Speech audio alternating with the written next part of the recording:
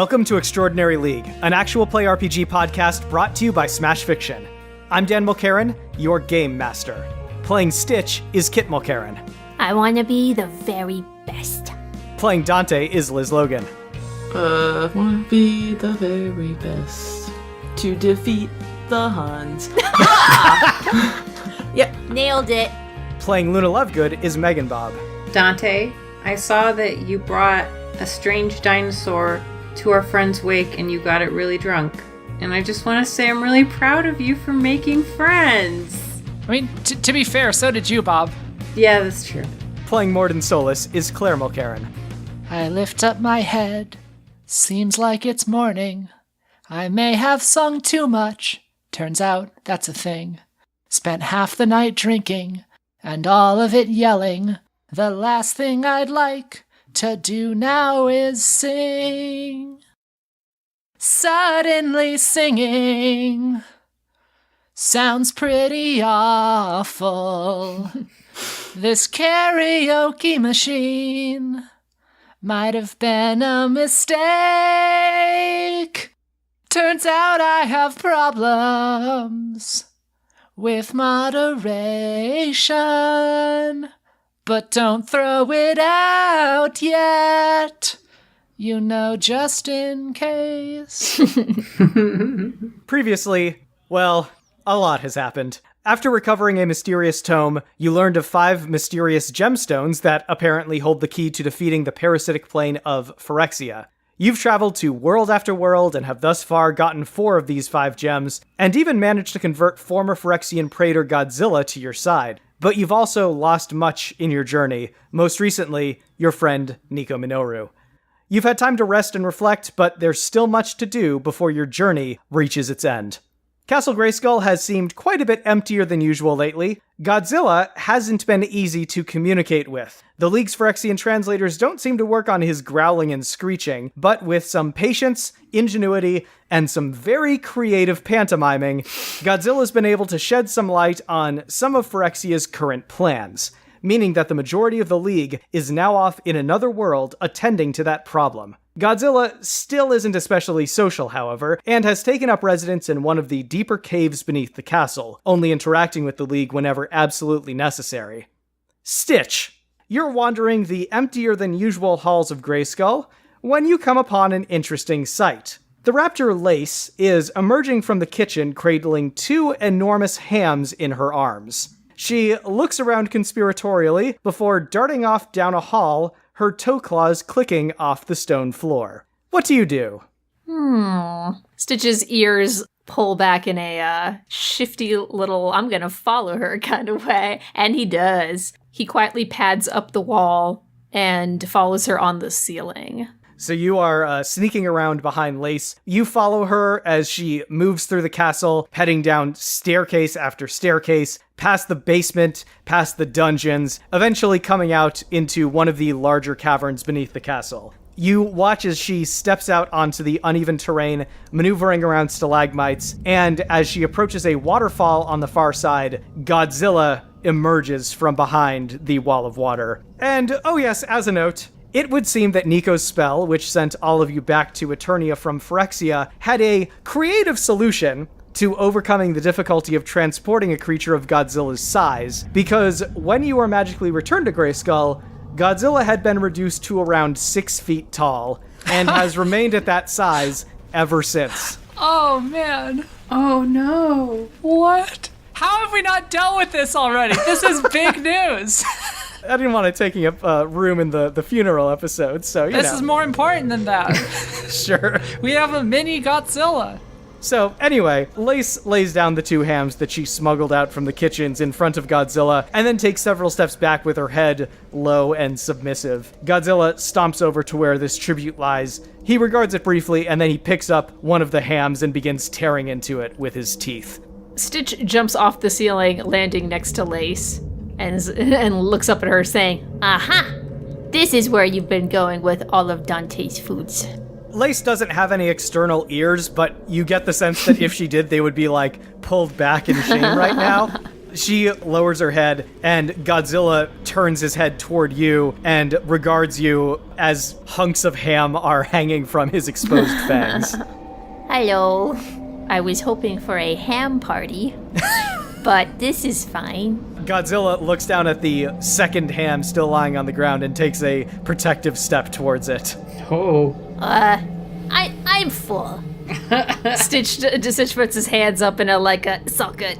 Godzilla seems to be considering you before he doesn't actually shrug. His body language just sort of shifts as though he had shrugged, and then he just sits down on a nearby rock and continues chowing down on his ham. So, Stitch says, slowly turning back to look at Lace, you've just been feeding our new cousin? That's very sweet. Stitch pats her on the foot. You notice that Godzilla has looked up at you when you said the phrase new cousin. He seems to have momentarily lost interest in the ham and is just looking at you curiously. Do you understand me? He just keeps looking at you. Nihongo hanashimasu ka? His only response is kind of like a low growl. But it's not a threatening one, it's more just like an acknowledgement. Stitch sort of looks down and off to the side, thinking about it for a second. He's like, okay, how about we teach each other our languages? How do you say your name in your language? Godzilla considers this for a moment, stands up from the rock he's been sitting at, puts a hand in front of his mouth and like clears his throat, and then just lets loose a giant screonk that fills the cavern with echoes. Stitch and Lace are just like blown back, so his ears are just flapping behind him, and they both kind of slide backwards against the stony ground. Godzilla then gestures expectantly towards you. Scream! Dante, where do we find you in Grayskull during this moment of downtime? I'm in the broom closet, and I am getting a mop out of the broom closet with a bucket, and then I am going outside. I'm like in a meeting hall or something, and I'm cleaning the meeting hall, and I'm also wearing all black. As it happens, right as you are doing this, the door swings open, and you see someone that you haven't seen in some time, because playing Sterling Archer is Miles Schneiderman. I am Death. Death the Avenger. Purger of sins. Death the merciful. Purger of souls. Those who considered me gone, think again. Those who laughed and mocked me, be afraid. For I am returned.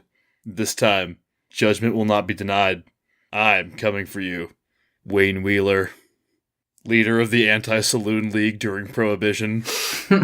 Jesus, read a book.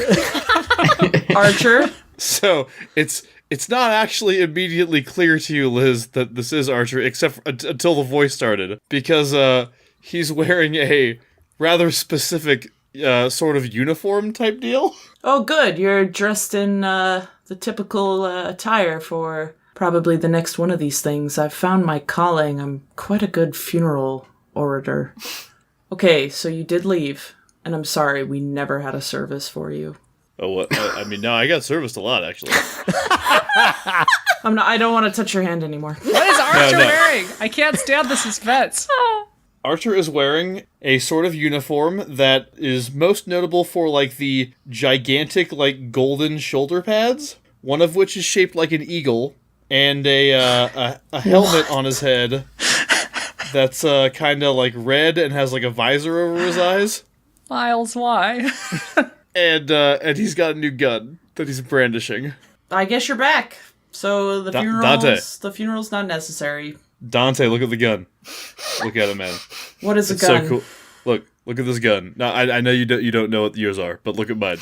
Because it's like, it's got this weird, like, circly thing on it. You see this? It's like, it's got, I mean, if you see, it can actually change settings, Dante, with the circly thing.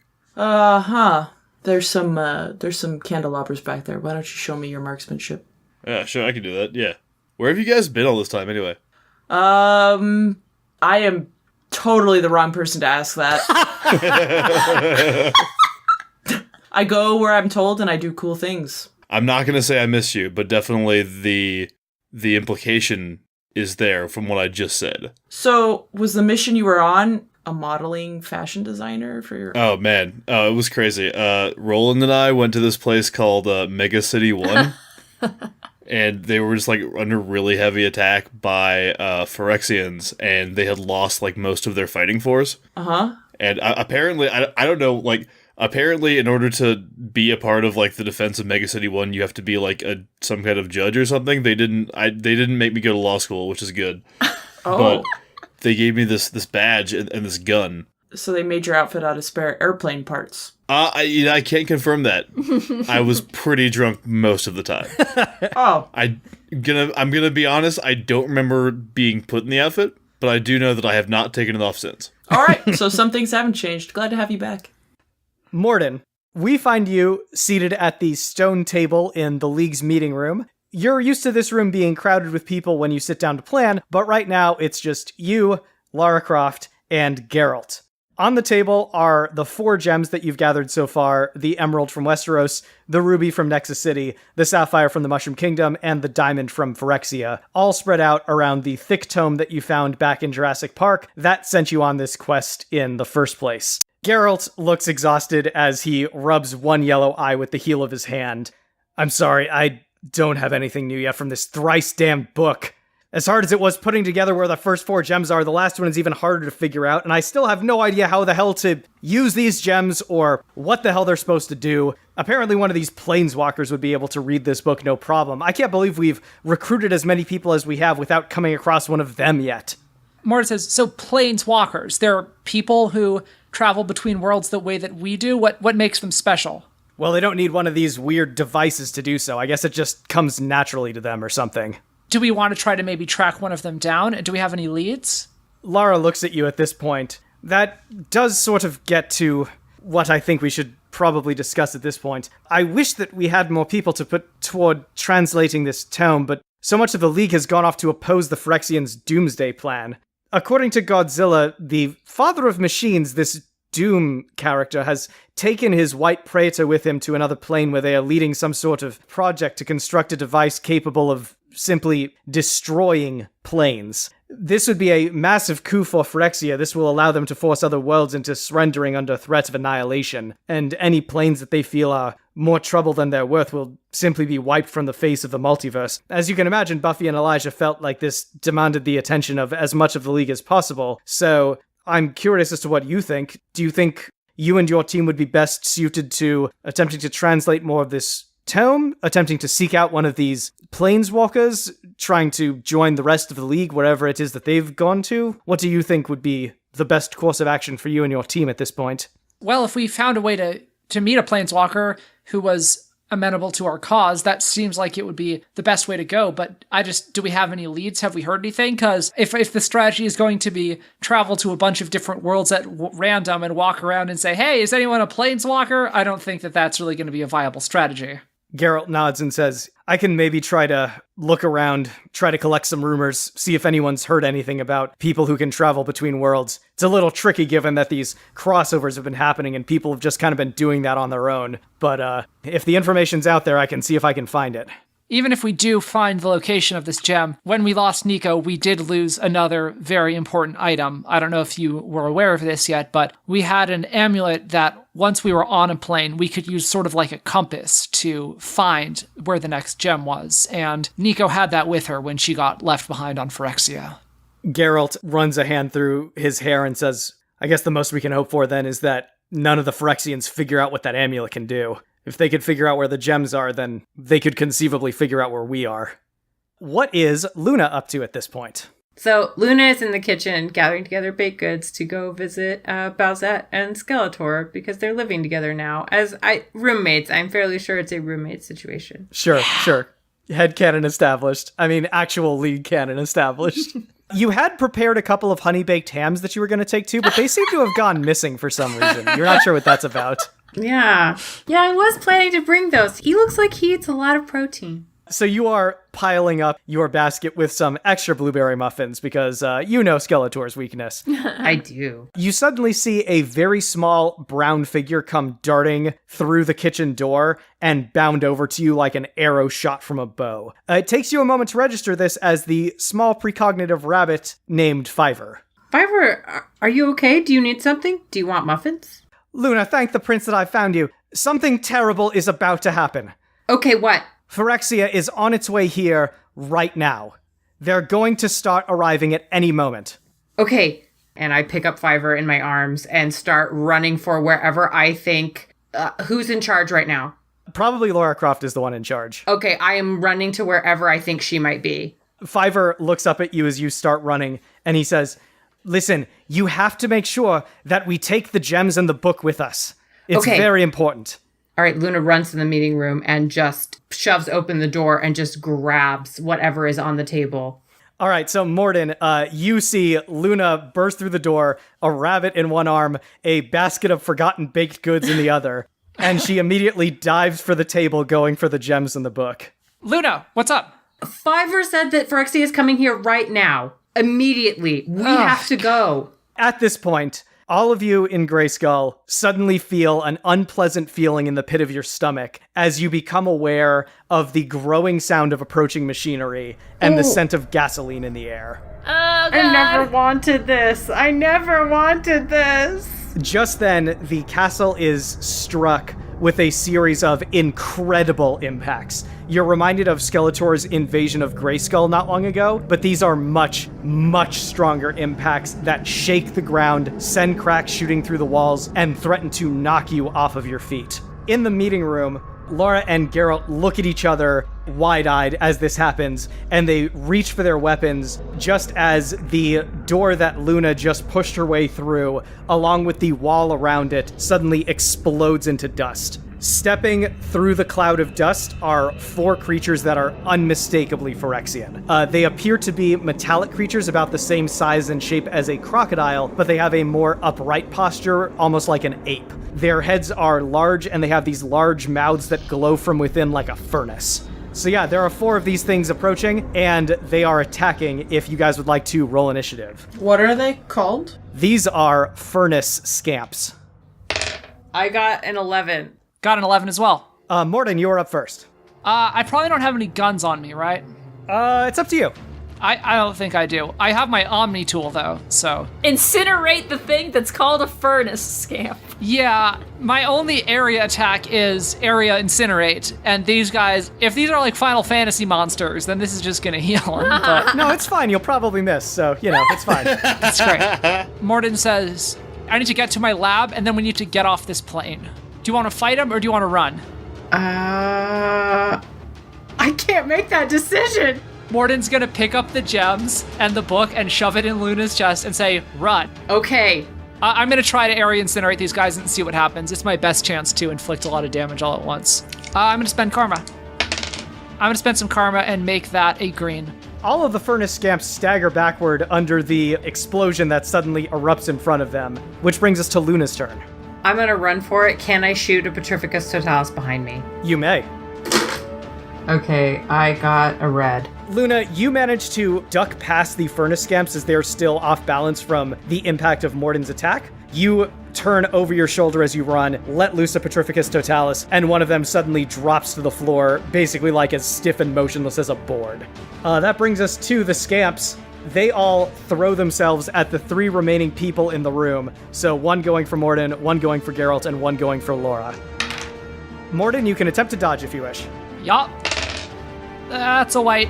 So all 3 of the furnace scamps hit. Essentially what they do is they leap forward, and then right as they're about to hit, they suddenly glow and explode. Oh, so jeez. Mordin, Lara, and Geralt all take 30 damage and are hurled backward across the room, smoking and slightly on fire. But, thankfully, 30 damage is not enough to knock out any of them, and the furnace scamps are gone. But from the sounds of metal footsteps you can hear from elsewhere in the castle, it sounds like there are probably more of these things elsewhere.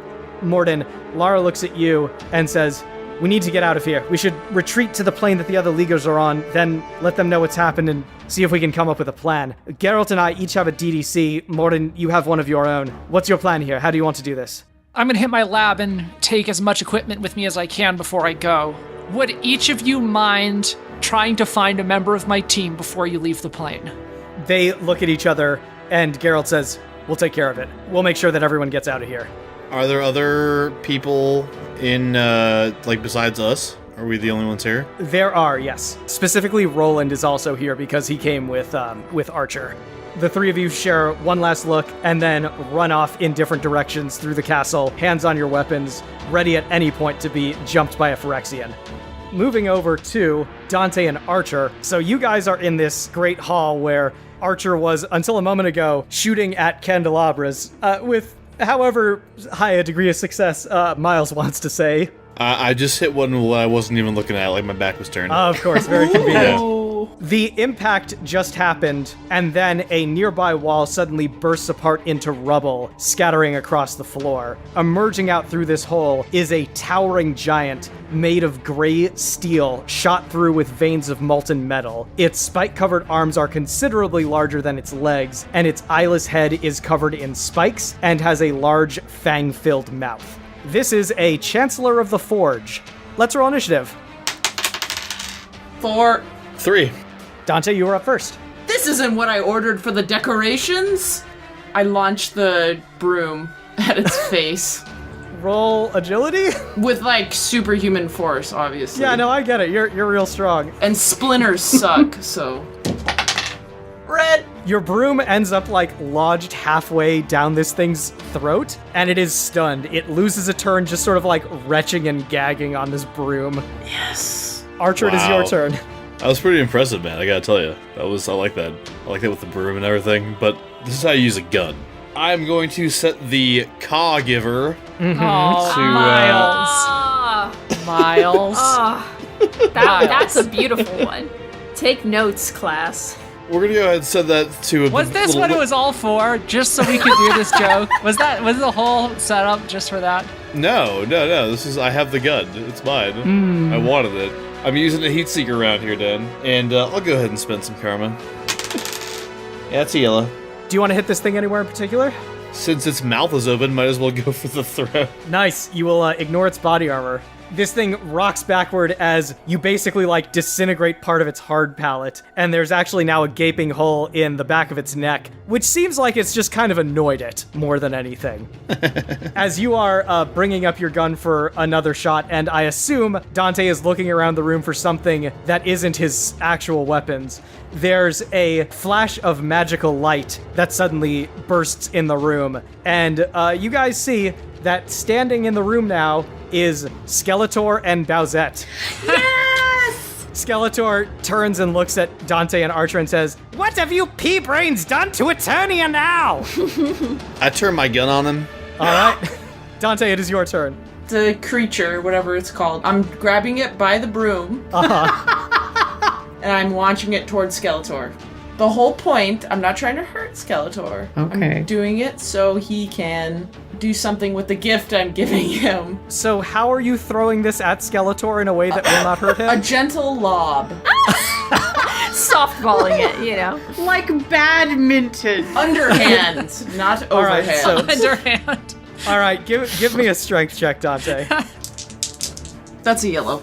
You leap up, grab the broom handle sticking out of its mouth, pull down until your feet are touching the ground, and then arch your back forward and throw this thing overhead in Skeletor's direction. Hot potato! Megan Bob, why don't you choose how Skeletor reacts to this?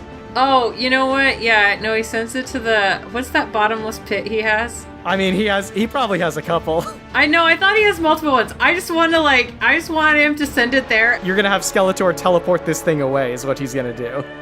Skeletor points his Havoc Staff, which he totally has back now thanks to Luna, and the flying Phyrexian is briefly surrounded by this coruscating white energy field before vanishing away. And then we have a brief camera cutaway to Snake Mountain, where the Chancellor of the Forge reappears and plummets into one of several bottomless pits in the area. Can we say we cut back and Bowsette says, "Skeletor, watch out!" and shoves him? All right, Skeletor is knocked out. Sorry, Rumi. It's all right, it happens more than you'd think. At this point, coming through the door is Lara Croft, who looks at the four of you in the room sort of confusedly and says, "Are you all right?"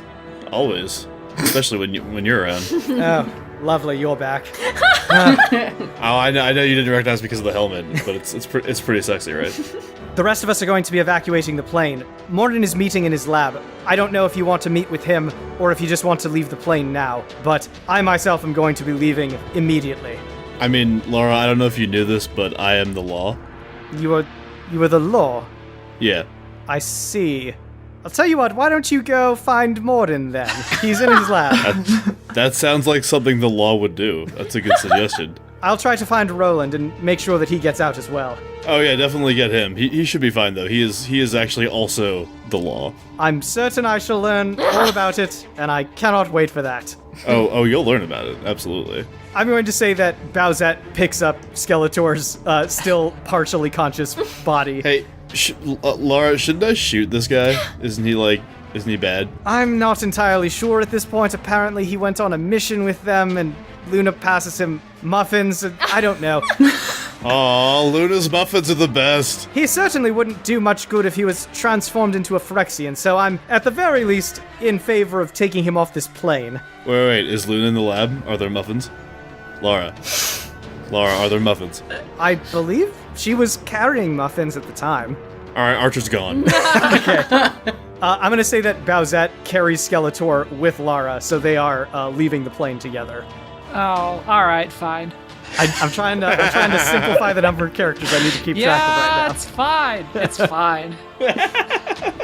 Stitch, you, Lace, and Godzilla come running up these stone steps as the cavern threatens to crash down on top of your head. You are racing through the lower dungeon levels of the castle when there's a sudden impact from above that sends several huge chunks of wall collapsing onto the stairs directly ahead of you. You hear the sudden sound of armored footsteps from behind you, and you whirl around to see 4 Phyrexian porcelain legionnaires approaching. You've faced these things before. They are human-sized and shaped. They look like suits of porcelain-colored armor with faceless masks affixed to a humanoid webwork beneath. They have their curved black swords drawn and ready, so Stitch, please roll initiative. Stitch got a 7. Stitch, the 4 porcelain legionnaires suddenly close and begin attacking you and Godzilla. Each of you have 2 on you. One of them manages to hit you, but cannot get through your body armor. His sword just sort of hits and, bends backward as it does so. Yeah. One of them does manage to get a hit on Godzilla, which, 10% hurts Godzilla and 90% majorly pisses off Godzilla. It is your turn, Stitch. Stitch is gonna just smirk at this dude who broke his sword on him. Lame. He's gonna grab the sword and basically, before this thing can even react, swing him at his buddy next to him. Okay, so you're throwing one Legionnaire into the other. Yes. That's a yellow. Yep, you grab this sword and swing its user into its nearby fellow and break both of them into pieces. At this point, there is a bolt of crackling eldritch energy that comes from one of the destroyed walls nearby. It hits one of the 2 remaining Legionnaires and evaporates it. Striding in from the shadows of a destroyed prison cell is Demona. Oh, man. God damn it. The remaining Porcelain Legionnaire is going to attack Godzilla. And misses. Stitch, would you like to direct Godzilla to do something? Hold on, let me put my boner away. I was gonna say, I could hear the tumescence arising. Godzilla's now reasonably sized back spikes begin to glow blue, and he charges up an atomic breath at basically everything in front of him. All right, there's just the one guy left, Yeah. and he is getting the full brunt of the atomic breath. Godzilla doesn't believe in overkill. I mean, that's the only kind of kill that he believes in, I would argue. Basically, by the time Godzilla's atomic breath dies away, there's just a pair of smoking porcelain boots left where this guy was standing. Demona walks carefully over to where you're standing, looks down at you and says, "You and your friends have no reason to trust me, I know that, but Nico, I don't know what she did to me, but I've had a lot of time to think over what I did, and I just want to do some good. With all of you, if you'll have me. If not, then I can, I guess, try to hold off these Phyrexians to help you escape." Stitch looks up at her with narrowed eyes, his ears folded back, but his ears slowly rise back up, and his posture softens, and he says, I believe in Nico. And if Nico made you good, if she got rid of your badness, I trust you. But you shouldn't stay here with Phyrexians. She nods in barely contained relief and says, I suppose not. Let's try to get out of here then. She begins to clear away the rubble that is blocking the stairs. I presume that between Demona, Stitch, and Godzilla, you guys can probably take care of that quickly. Yeah. And by the time that you've, cleared away that rubble, there's, one small rock that's left on the stairs, and you see that Wexter has come down from the other side of the stairs and is trying valiantly to move this one small rock. Oh my god! Okay, I'm hold so on. happy. Give Kid a second to just... He's so cute. Stitch is like, good job, buddy! And then he picks up Wex over his head and keeps on running. You guys meet up with Geralt on your way up the steps, who looks down, sees Demona, reaches for his sword, and then glances over at Stitch and says, we probably don't have time for this, do we? No, she's cousin. Keep going, keep going. Listen, I'm heading to the arrivals room, I'm hitting the extraction point and heading off. Any of you that want to come with me can, otherwise I know that Mordin was heading to his lab if you'd prefer to go there. Mordin, let's go. Go, go, go. He's running down the halls as he says this. All right, so Geralt, I'm going to say, is going to take Godzilla and Demona to the extraction point. Oh yeah, obviously Lace follows Stitch. So at this point, all of you meet up in Mordin's lab. There are a number of vials that have tipped over and broken. A couple of his computer screens have cracked just from the resultant shockwaves. But other than that, things seem to be in a relatively okay condition for the time being. What do all of you do? I start shrinking things immediately. Luna! Archer! Luna! But also, we need to work on this. There's more important things to worry about right now. I was told there were muffins. Luna just shoves the muffin basket at him and is like, all right, Yes! you guard all these muffins. I will guard them with my life. I am the law, Luna. Hey, Archer. Nice Hi, pauldrons. Stitch. Thank you. Mordin, look at my gun. I picture Mordin is loading up a cart filled with supplies that he's just planning on kind of wheeling over, just whatever he can fit on it, even though it's already overflowing with stuff. And he's just kind of ignoring Archer as he's loading stuff up onto the cart. Mordin. What? Look at my gun. It's very nice, Archer. Here, Thank he's just you. going to push the cart over to Archer. He says, start wheeling that towards the arrivals room. Yes, I will. Thank you. I am the law. Luna has shrunk a bunch of Mordin's stuff and has stuffed it into her bag and then is piling other stuff on top of the muffins, but the things that look the least toxic, trying to cushion them amongst the muffins. Mordin's attaching his armor as he's going sort of in pieces, and then once it's all together, he throws his guns on and has the Phyrexian head of the Chancellor of the Spires. Was that what it was? Yes. Okay, he has that under one arm and a gun in the other hand and says, all right, let's go. Mordin, do you want to establish that you've been trying to make some progress on something based on the technology of the head? So the thing has the ability to parrot magic, right? Correct. It can copy magic spells that are used around it.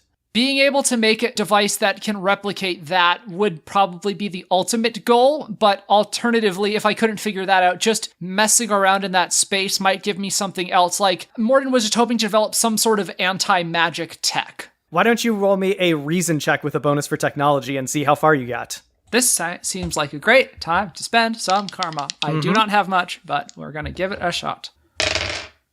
Oh, I rolled a 91. Yeah, you have actually come extremely far in your process, and you're actually pretty sure one more day of light work, and you'll have a possibly working prototype of a magic manipulator / mirror. Cool.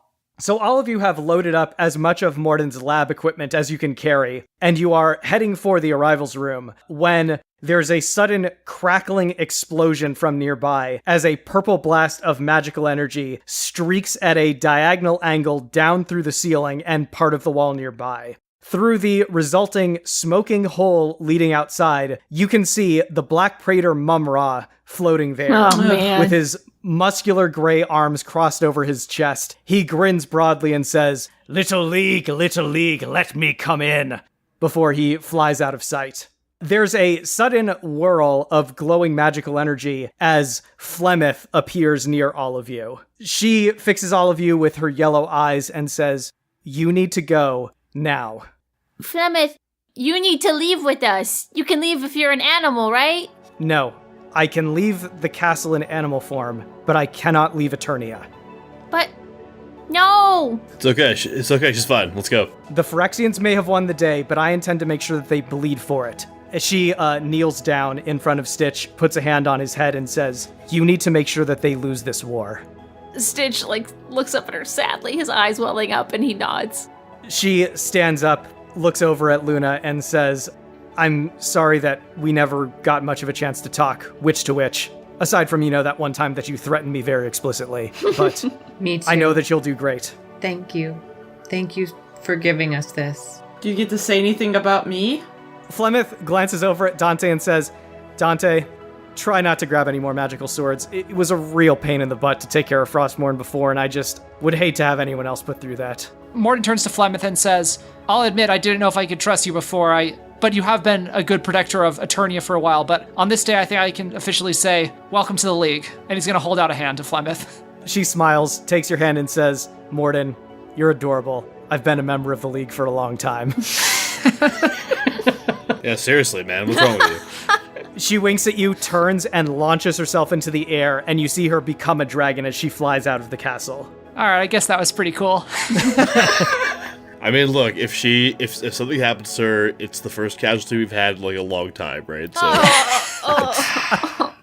Archer, there's probably some things that we need to talk to you about. Are we going to do anything about Frostmourne? Because it's just in one of the walls here. Should we take Frostmourne with us? I feel like it's too late.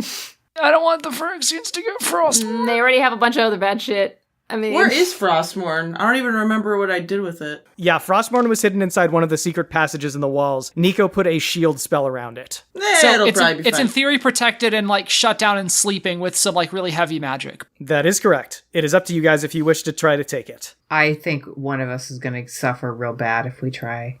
Yeah, case in point. Morton, I'll go get it if you want me to. Archer, you don't know where it is, do you?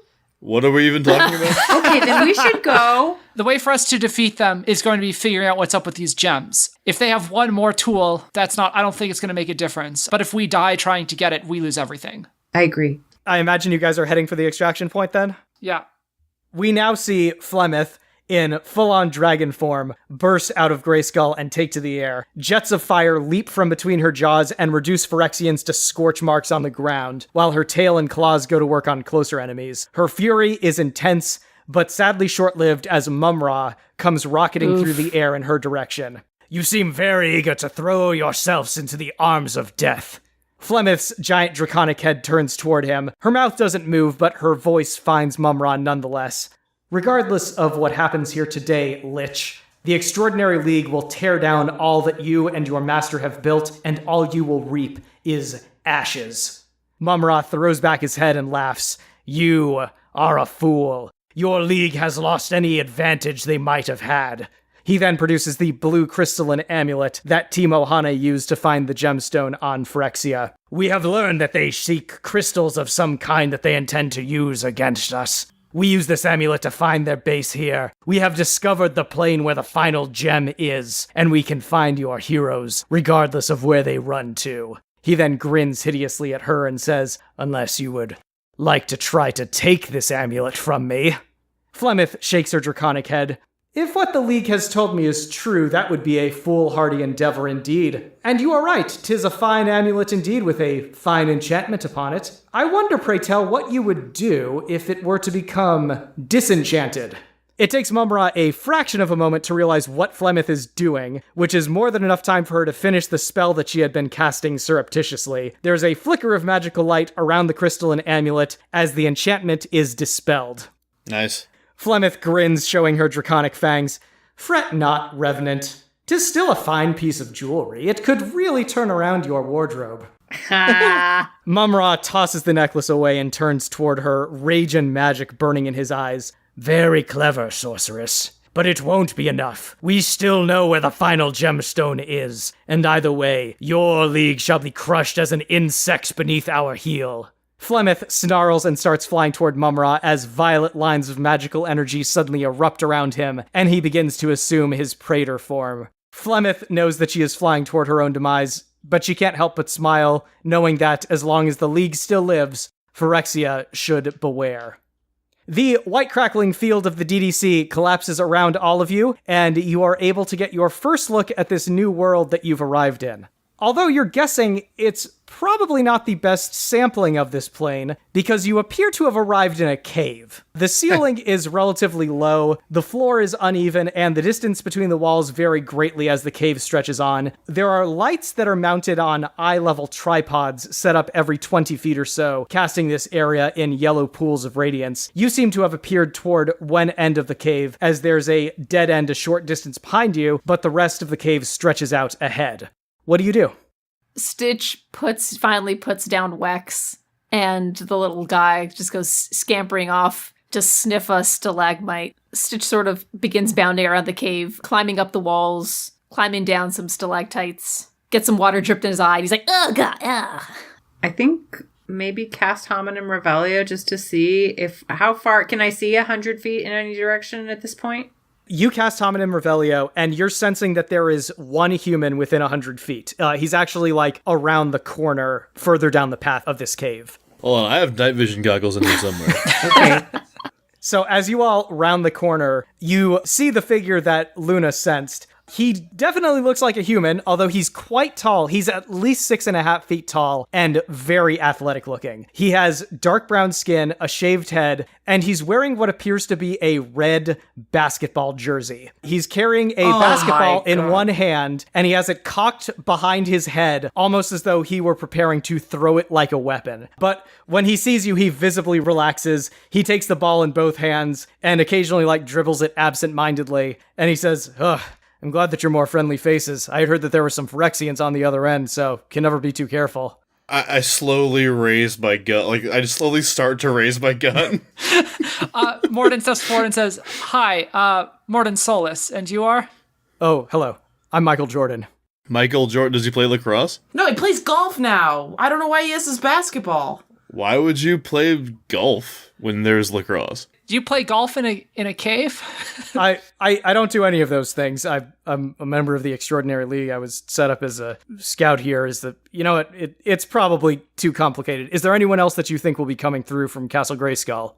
I think we're it. Yeah, I think we're the last wave. All right, then. Everyone else began to head to the city. The rest of the league has a little bit of a headquarters there, so I imagine that they'll be meeting up and talking about what to do next. I guess if this is the rest of you, then I can go ahead and leave this cave, which I am very excited about. Can you tell us anything about this world? Well, it's pretty complicated, I guess. Here, maybe you should see for yourself. He leads you out of the shadowy depths of the cave and out into the unpleasantly hot and dry air outside. The landscape is unpleasantly bright, and brown sand dunes stretch endlessly in every direction. The sky is blue, and looking up, you see that it appears to be lit by 2 suns. And Michael Jordan says, welcome to Tatooine.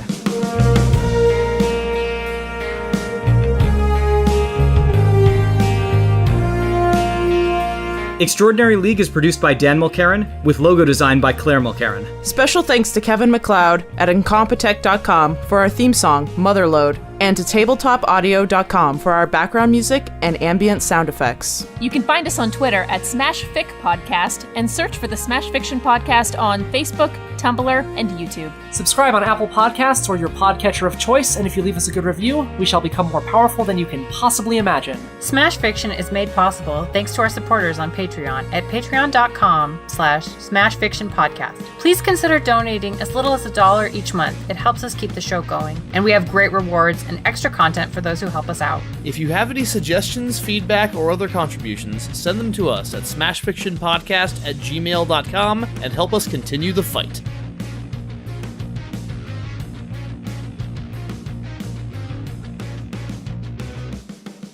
We still know where the final gemstone is.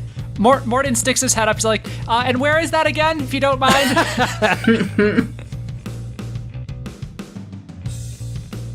Dan, I just want you to know that I couldn't express my appreciation because I was trying to be in character, but Michael Jordan being part of the league makes me so happy. I know. I actually thought for a second that you were going to introduce him as a planeswalker. Michael Jordan Planeswalker.